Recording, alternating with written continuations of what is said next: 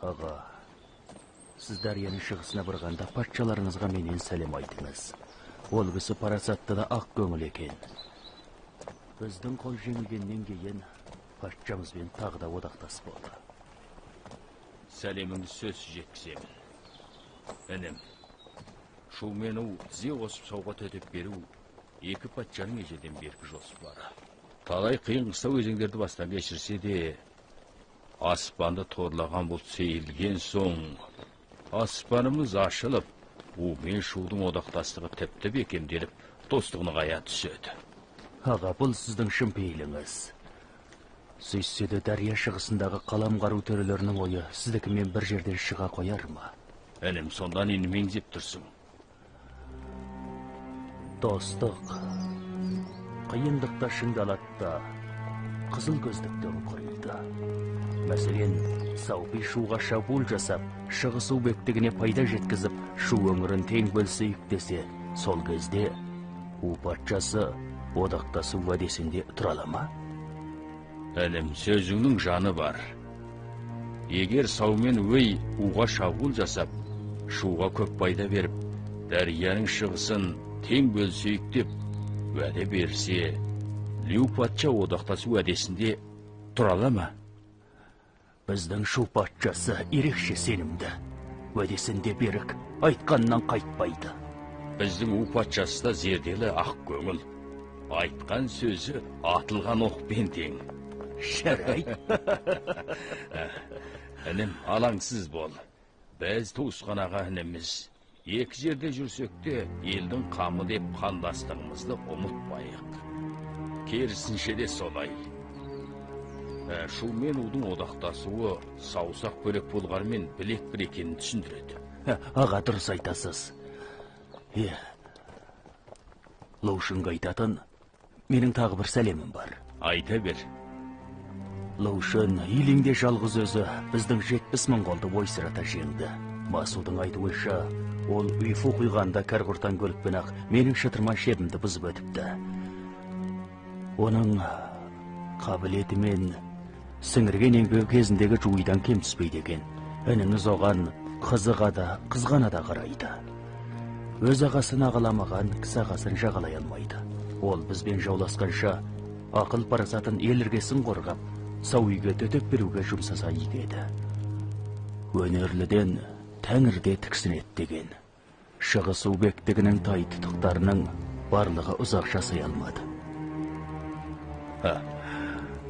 Сәлемің сөз жеткіземін. Сөйтсе де сөзіңнің соңын өзіңе сыйлайын.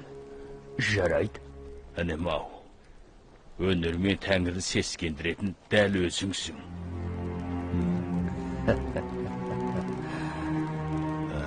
Ғұмырдың ұзын қысқалығы демекші, дәл қазір Лю патшада өмір мен өлім арпалысында жанталасып жатыр емес пе? Бас уәзір. Ючан, не жұмыс? Бәк бас уәзір. Алдияр сізді тезірек ортаға келсін дейді.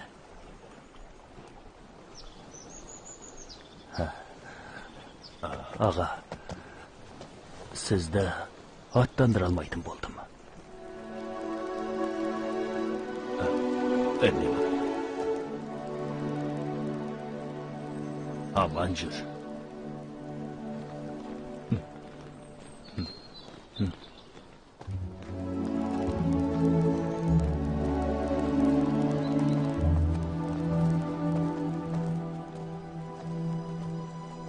Інім, тақ кезігуге нәсіп қылсын. Алдияр әке, бас уәзір келді. Пақырыңыздан Алдиярға ілтипәт. Көңмен. Қасыма келіңіз.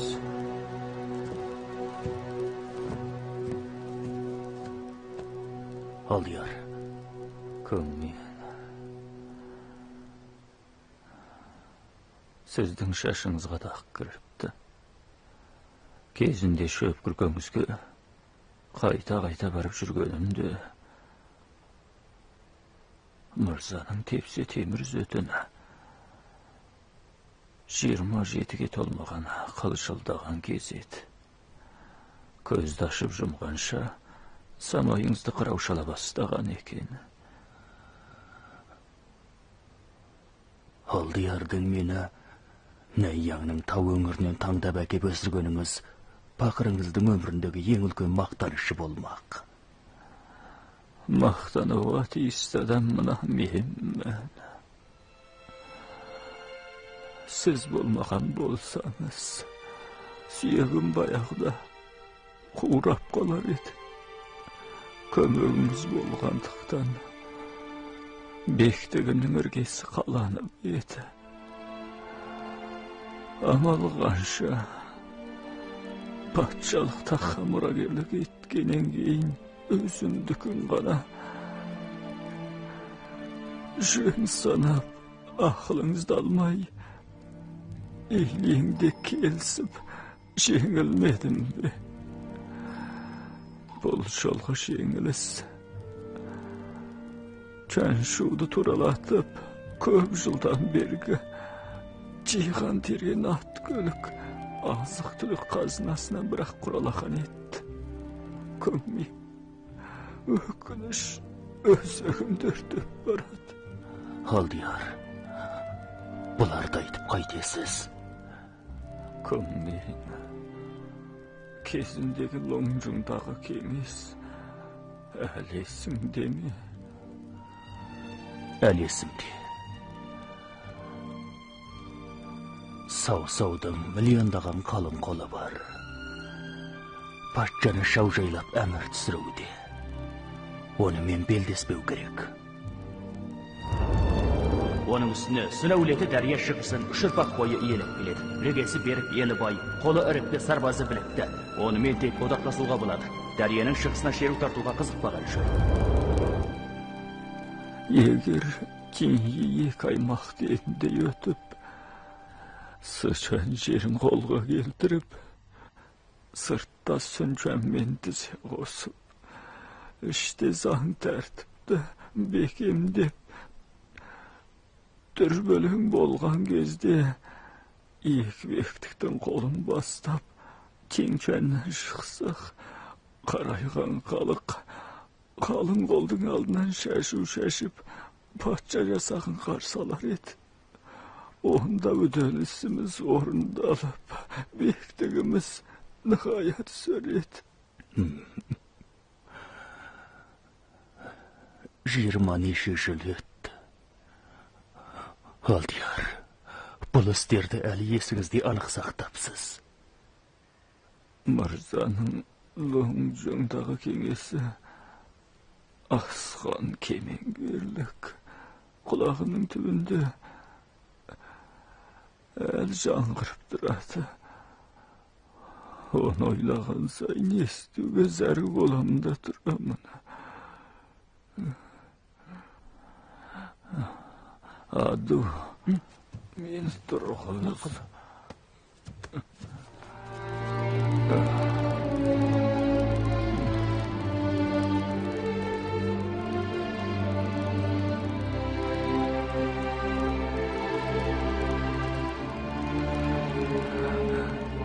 Көммен, менің мұнаулым қандай?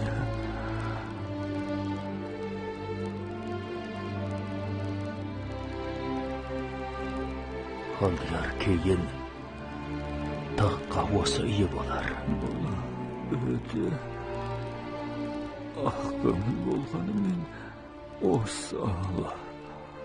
Көммен, менің төріммен көрім жоқ. Ödelsімді өзіңізге тапсырамын. Алдияр, әсте олай демеңіз. Есіңізде болсын.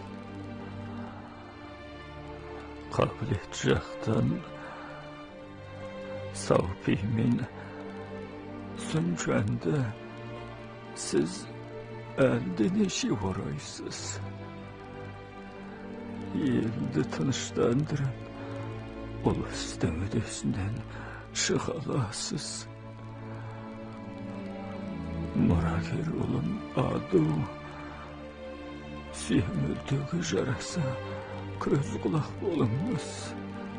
Eğer size jaramadı deyseniz, orna özünüz tenşudu baskarıp patçalıkta kamurager bolla. Aldiyar. Bakırınız bu dünyada özünüz ve murager olunuzga öte adallı. Töbümden jasıl tüsü basman kulap tüsü de bakırınızda öte niyet bolmak emez. Kımmin abırşımağınız. Men şürük sözümde aytıp oturma. Aldiyar'dan şapakatın bileyim. Bakırınız ölülge işi özünüzge adal boladı. Budan baskağa mende şok bana.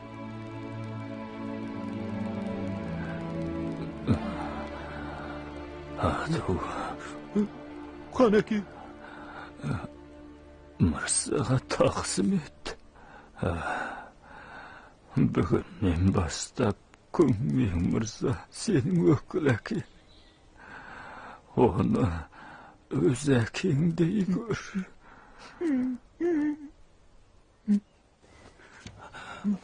Bro, Aldiyar, bugan batılım qaytып barады.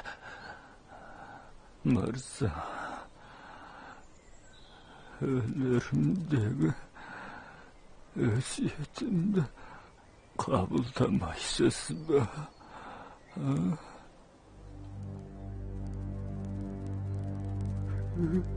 Vezeki.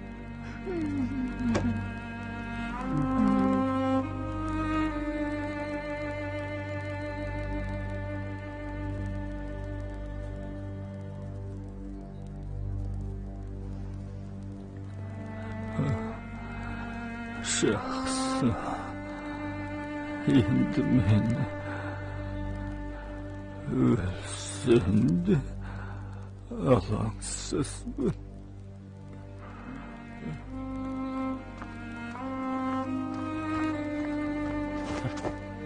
Aldiyar. Yoçal, ne şarva? Dert Aldiyar. Kalam karı töreler sırt eminimizi kütüp dur. Bildim.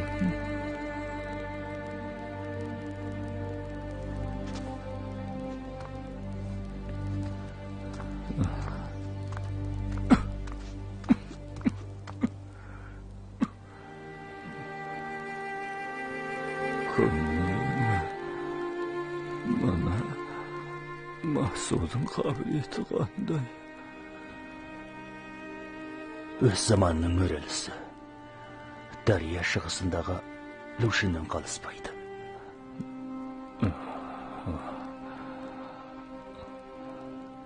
Askeri kitapta köp okugan ras. Sesleri asıra söyleytin örgüde. Ülkenizge şaramaz bekin.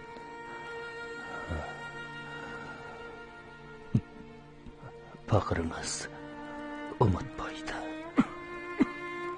Xanaki. Aldiyar. Kümmin özürlüğünde onluğa şahış. Lebbay.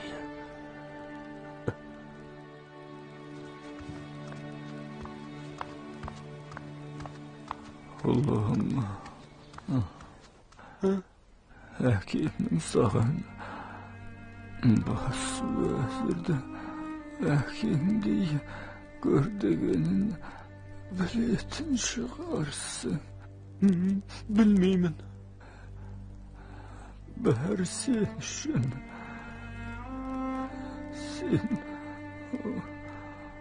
oslay bolganda beni kazadan aman kalasın.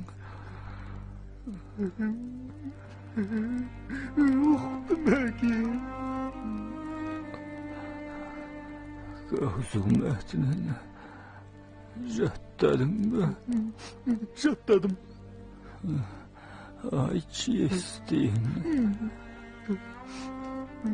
Kavzu, pifim, irum, yanlı adamı. Familiyası Liu, Qosalqı adı Sıcı. Әкесі Батша, шешесінің есімі Лиуау. Лиуау ілгері таз үстіртінде тұрғанда түсінде әулиеге кезіккен. Сонда сол кезде... Дәл сол кезде жай түсіп, қараңғылық қаптайды. Патша қараса, оның үстінде айдағылар жатады. Сонымен әйел жүкті болып қаусызды босана. Сен әлі толып жаттамапсың. Мен не деген топас едім.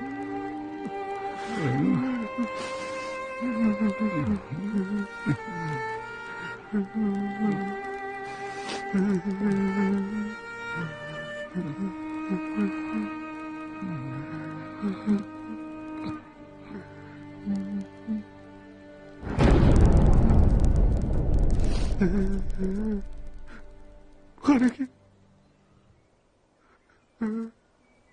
Хареке! Хареке! Хареке! Хареке! Хареке! Хареке! Хареке! Хареке!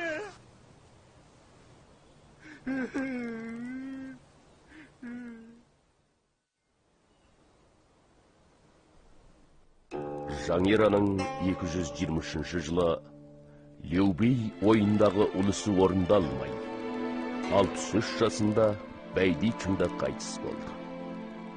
Мұрагері Лиушан таққа отырды. Сонымен Шу бектігін Лю әулетіндегілер сұрады.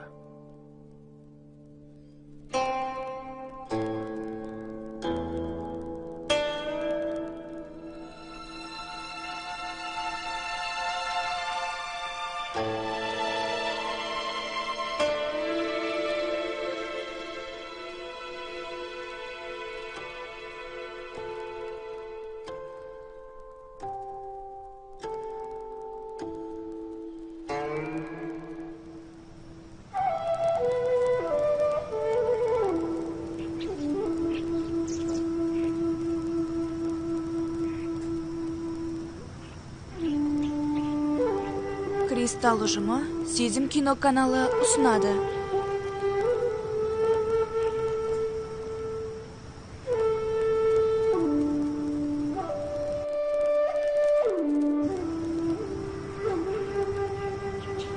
Ием, әміріңізден хабар әкелдім.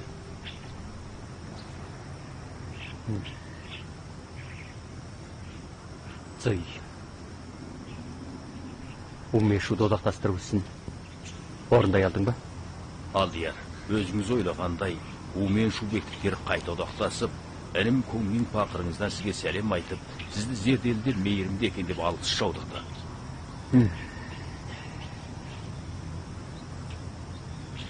Бірақ қарындасым дүниеден өтті.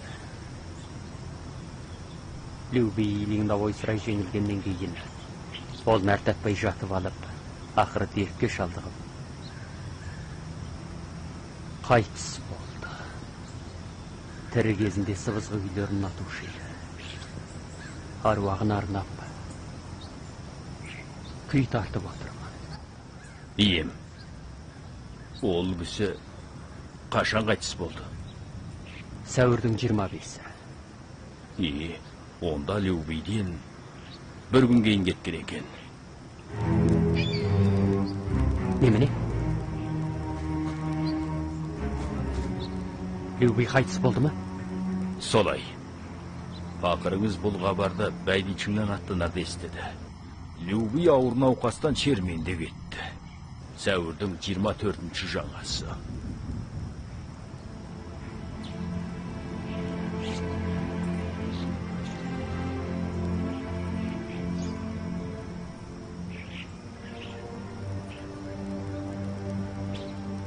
Қайтасың, естіген шығарсың. Сенің арсында кетіпті. Енді жалғыз сұрамайтын болдым. Ол саға серік болғалы кетті. Сендер жұмақта жолығасыңдар.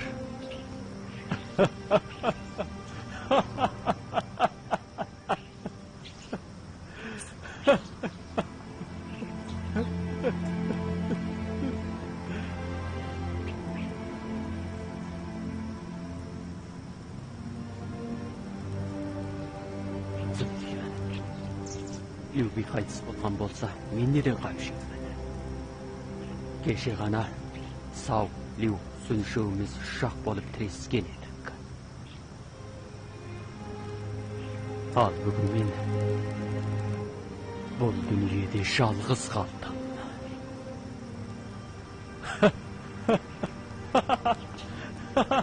Ием, дүниеге көз салсам, ең ақылман патша өзіңізсіз. Дүниенің тірегі әрине сіз боласыз. Менің қуанып тұрғаным, Любий Куанжаңның өліміне бола. Менімен өлерді өшіп келді. Міне өз қайтыс болып. Орданың билігі туғанының Жугілияңның қолын өтті. Ал Жугілияң Люмен сүннің одақтасып, сау қолына төтеп беруін жақтайды. Сондықтан меше ол шығысқа емес, солтүстікке жорық жасайды, дұрыс па? Пақырыңыз құтты болсын айтады.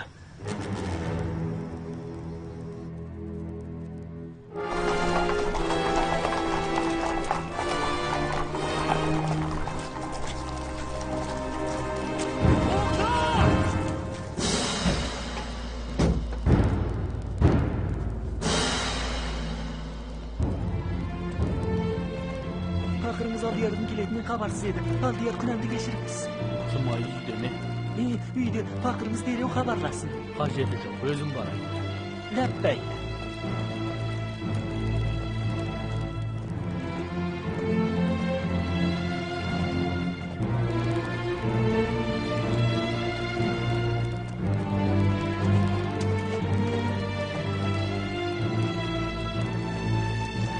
Тиншоу, кезіп келгені көп болды. Аман жүрсің бе? Дәт Алдияр, күңгіз аман есен. Сені жақсы болса екен деп, сон ойлаумен жүремін. Рахмет Алдияр. Пақырыңыздың алдыңыздан шығалмаған күнәсін кешіре көріңіз. Жумда, ол тез, басыңды көтер. Рахмет Алдияр. Бүгін қуанышта болатынмын. Кенет сен есіме түсіп, осылай бұрылдым. Саған бәрі қуанышты хабар айтайын. Қандай қуаныш екенін айтуыңызға бола ма? Любей, бәйдейшіңді қайтыс болыпты. Кеудемді басқан қарата салынғандай болды. Жақсы. Жақсы. Көктен тілегеніңізді жерден берген екен. Құтты болсын Алдияр. Любейдің топырағы жасырылған жоқ. Шу бектігінің көңілі қобалжулы. Патша мұрагері Люшан барып тұрған тоғышар. Топасы ойламсыз. Оның үстіне Идеңдегі шайқастан соң шу қол недәуір әлсіреп, көп шығындар болды. Жумда, менің шуға шабуылдағым келіп отыр. Сенің қандай айтарың бар? Алдияр шуға шабуылдамақшы болсаңыз, бұл таптырмас орай. Өзіңізден жасырары жоқ. Әлгінде Алдияр Любийдің қайтыс болғанын айтқандақ, пақырыңыз сіз үшін қалай шабуылдаудың әдісін ойланып болған. Тезақ екенсің. Қане, айта бер. Любий өлгеннен кейін шу бектігінің билігі Жугілияңның қолын өтеді. Ол әскери өнерге жетік, дарына Любийден артық. Сондықтан шуға шабуылдамақ болсаңыз, бес жақтағы қалың қолды бірдей аттандырып, Жугілияңды шарасыз күйге қалдырғанда ғана оны омақастыра аласыз. Қайдағы бес жақтағы қолы? Бірінші, Алдияр сіз өзіңіз хат жазып, Сәнбе ханы Кібиге елші жіберіп, оның аузын мұрнын алтын күміспен тығындап, оған 100 000 қолын бастап, Си Пингуан қамалын алуды бұйырасыз. Екінші жақ, Мән ханы Монғолға тарту таралғыны молынан беріп, оған 100 000 қол бастап, Ижуға шабуылдатасыз. Үшінші жақ. Тете Саңғұн мыңданы, Шинчыңдағы 100 000 қолмен Ханжыңды басып алатын етесіз. Төртінші жақ. Убектігінің қожасын елші жіберіп, оған хат жазып, Шубектігін жойған соң ежу өңірін тең бөлісіп алатыныңызды білдіріп, Сүнчанды Чуаншақ саңының құйғанын шабуылдатып, Пучыңды басып алатын етесіз. Бесінші жақ.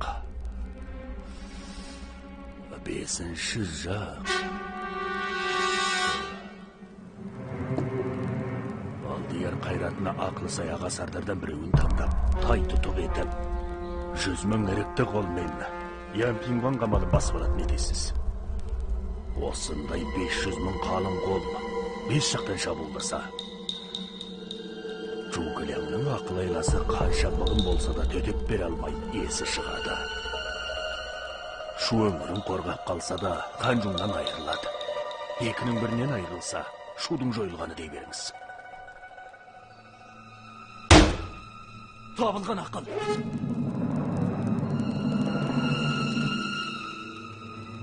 Табылған ақыл. Жарайсың. Әй, Жумда. Сөзіңнің соңы бар секілді ғой. Сонда Қайсардарды 5-ші жақтың тайтұтық етіп тағайындаймыз.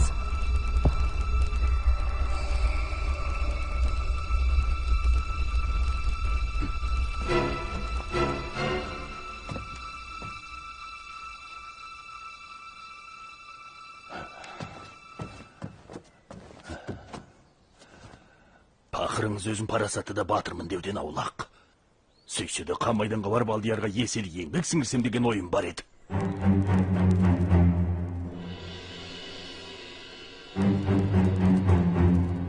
Смайы ерекше талант иесі, одан сөзсіз пайдалануы керек.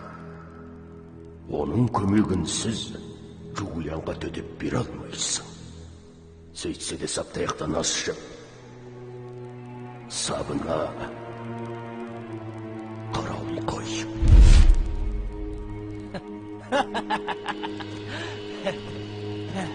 Уәзірім, Жумда, сіз менің ақыл серігімсіз. Сіздің ондай қатерлі жерге жіберуге арасында қимай отырманы. Сіз маған көмекші бол, үйде отырып қана жүздегі қалың қолға жөн сылтейсіз. Қолымыз жеңіске жеткен соң Шуды жоюдағы бірінші еңбекті сізге жазамын. Әміріңізге құлдық. Ханзада, қазір қандай қызметтесің? Дәт тақсыр, пақырыңыз Лояңның абызда текесі. Бұлай болсын. Сені Лояңның нөкер сардар етіп тағайындадым. Бүгіннен бастап әкеңнің жолын қуып, әскери істерге қатыс. Шапағатыңызға рахмет. Дәт Алдияр, 5-ші дабылдан бастап, пақырыңыз 4 тараптың әскери ақпарын тапсырып алды. Бірінші жақ Сәнбек ханы Кіби 100 000 қолмен Шипингуан қамалына төліп келеді. Екінші жақ Мәмбеттігінің ханы Мыңхуа. Мәмбеттігінің 100 000 қолымен оңтүстігіміздегі өлкелерге сұғынғадады. Үшінші жақ Шудың бағынған сардары Мыңда Саупидің жыртысын жыртып, Ханжыңға шабуыл өтті. Төртінші жақ Уйбектігінің Тайсанғыны Саужен 200 000 ірікті қолмен Ямпингуан қамалына таяқ балды. Лиян, бас уәзірдің бұл істен қабар бар ма? Пақырыңыз таң атпастан бас уәзірге қабарлады. Ол кісі ордаға келіп неге ақыл кеңес бермейді? Неге екені белгісіз. Кристалл ұжымы Сезім кино каналы ұсынады. Уәзірлер, сендерде жау бетін қайтаратын амал бар ма?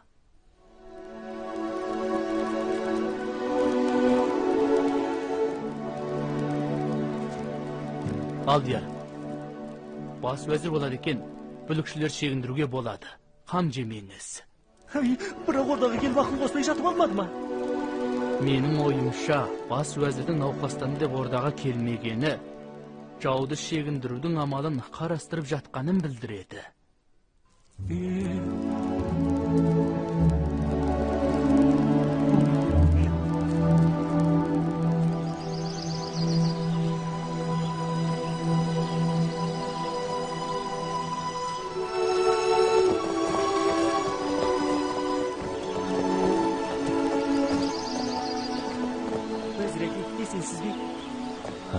Алдияр, әдепсіздік болды. Кінәлімін.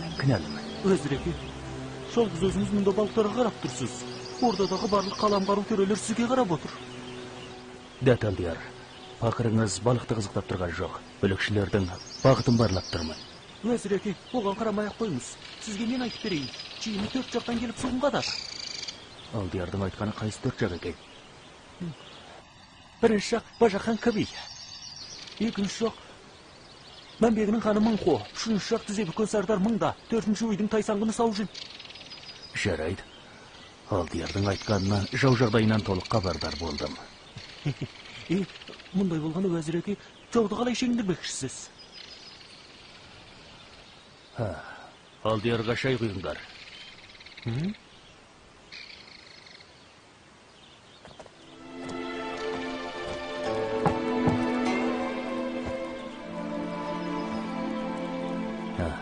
Алдияр, ол 4 жақтағы қол сондай айбарлы көрінгенімен, мұқият ой жүгітер болсақ, ондай қорқынышты емес. Уәзір, айтқаның келді. Уәзір әкемнің жауды қайтаратын амалы бар екен. Шипингуан қамалын сақтауға Мачауды жіберсеңіз болды.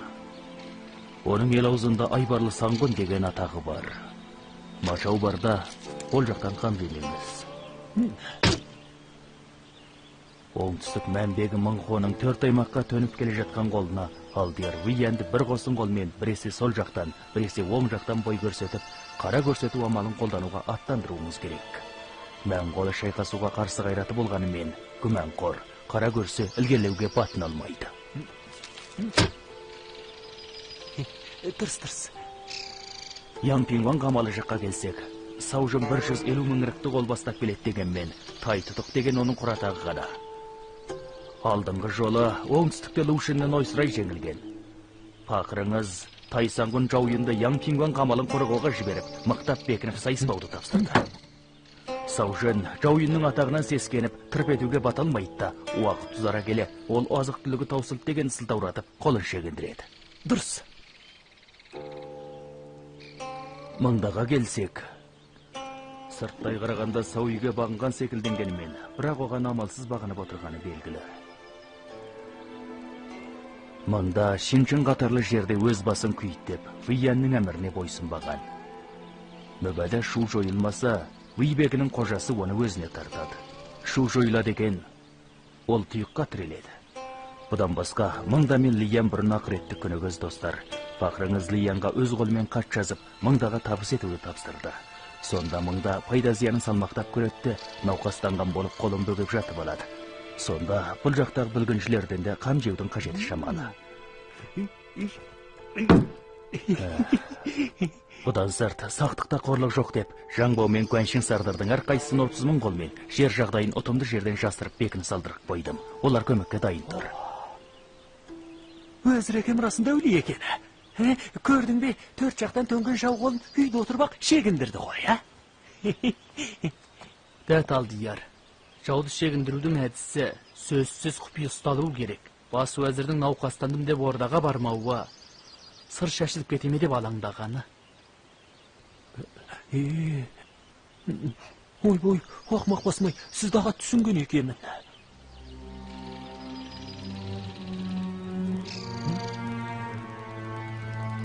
Өзіреке, тағы неге қам жеп отырсыз? Алдияр, пақырыңыз әлгінде балықтарды қызықтап тұрғанда көңілі күпті болатын. Су бетіндегі балықтарды пақырыңыз көрді. Ал су астында пақырыңыз байқай алмаған жыртқыш бар ма? Бұл сөзіңіздің мәнісі не? Тағы бір бүлгінші қол бар ма деп алаңдап отырмын. Кім? Еужан кім екенін айта аласың ба? Шығыс Уелінің қожасы Сүнчені. Дәл таптың. Сүнчен? Ол емес шығар. Ол бізбен енді ғана одақтасты ғой. Илиңдегі шайқастан кейін Сүнченнің бізбен одақтасқан кезі Үйбектігінің қалың қолы Чиншанға шабуылдаған кезі болатын, бірақ қазір оған ұқсамайды. Егер Саупи оған үлкен пайда жеткізсе, мәселен оған Чаншу өңірін ортақ бөлісеміз деп бәде берсе, сонда Сүнчен одақтасу сертінде тұра ала ма? Үйбектігінің қожасы Саупидің қабілеті сау-сауға жетпейді. Сүйсі де қулыға кесінен қалыспайды. Үш жақ теке тіресіп бір-бірін шаужайлауда. Егер Саупи алдымен шығысуды шаужайламаса, шуға шабуылдауға оның дәті бара ма? Пақырыңыздың қорашойы ағат кетпесе, дәл қазір елшісі шығысуға әлді қашан аттанған болар. Ондай болса, өзіреке бұған қандай амалыңыз бар? Шығыс Убектігіне елші жіберіп, Сүнчанға жолығып, оған келер кетерді, пайда зиянды түсіндіруіміз керек. Бұл расында ор міндет екен. Сонда елшілікке кімді жібермекшісіз? Ойыма бүккен бір адам бар. Мейше, оның қабілеті Лушиннен қалыспайды.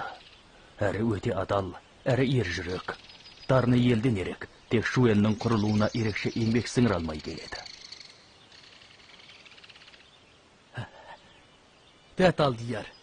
Пақырыңызға шығыс Уелін елшілікке баруға әмір бергейсіз. Егер бұл жол істебіне келтір алмасам да, алдиярдың абыройына дақ келтірмей, уәзір деген атымды сөзсіз ад етемін. Еучаң, өзіңе тапсырдым. Ием, елшісі келгелі 10 неше күн болды. Сабыры сарқылды. Неше күннен бері күнде пақырыңыздың құлақ етін жеп, өзіңізге жолығамын. Биең айт, ертерек бір бекінге келіп, шуға қарсы шабуылға үстін деп асықтырып жатыр. Несін асығады? Оларға мені науқастанып қалыпты. Ешкіммен жолықпайды екен деп бірнеше күн кешеуілдетсең болды ғой. Иемнің неге кешеуілдеткен сұрауыма бола ма? Саупи 5 жақтан қалың қол жіберіп шуға шабуылдат демек беді. Мен әлгі 4 жақтағы қолдың аңысын аңдап, сосын бір бекінге келмекшімін. Ием, пақырыңыздың шолақ ойынша, Саупиге мақұл болғансып, шуды шабуылдауға қолаттандырамын деп қойыңызда, оған қашан қолаттандыратыныңыздың күнін кеспеңіз. Сонда Сауиді де ренжітпейсіз әрі умен шудың одақтастығына да кесірі тимейді. Мүбәді Саупи шуды жеңсе, бәріміз де жерге ие болмаймыз ба? Дәтием, ой елшісі фақырыңыздан сізді олармен бүгін де жолықпайтын болса, онда шығыс у әдейі ой мен жауласты деп Шишанға жеткіземін деді деп сәлем айтты. Уйон, Бармын. үй елшісі ордаға кірсін.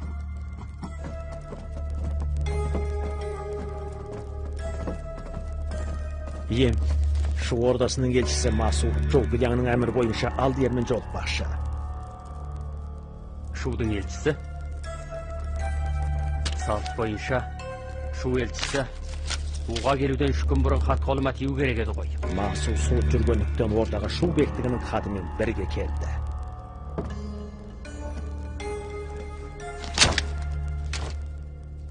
Сіз оқыңыз.